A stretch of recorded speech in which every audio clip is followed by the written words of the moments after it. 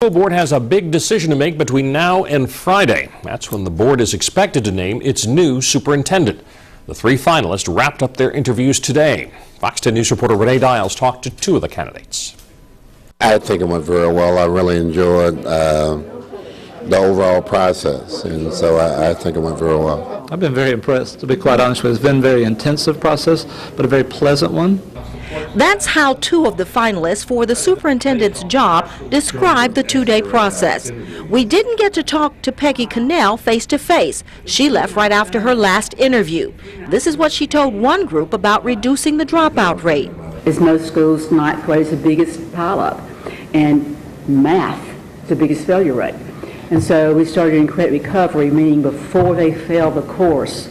Dale Robbins says he's ready to take on the problems facing the Mobile County public school system. That includes the high dropout rate. He says the first step is making sure the data is correct.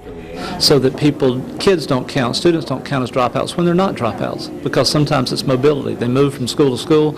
If they're not able to be tracked well, then they might count as a non-completer when actually they have gone to another environment. The board finally got its turn to interview Eugene White, whose comments in South Carolina were negatively received by some in Mobile. White told a group there if he got the job in Greenville, he wouldn't be coming to Mobile. The Indianapolis school superintendent says there was no insult intended toward Mobile. He says he tried to get that point across during his visit here. I think I did, and it's very simple that if they had offered me the job there, I wouldn't have had a chance to get here, and I wouldn't have been there wasting their time if I didn't have some interest. But from the very beginning, I wanted to come back to Alabama. So Mobile matches up with my skill set, and so I like the opportunities and the challenges here in Mobile. So hopefully I can become the superintendent. I think he convinced myself and my colleagues that he's genuine in coming to Mobile.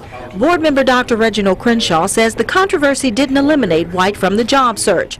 So the next step for the board is getting the three finalists down to one. I'm more confident than ever that we will select someone on Friday. I feel good about it. I'm ready for the process to end and we can get into acclimating our new superintendent. In Mobile, I'm Renee Dials, Fox 10 News. And a special board meeting will be held at 1 o'clock Friday afternoon to name that new superintendent.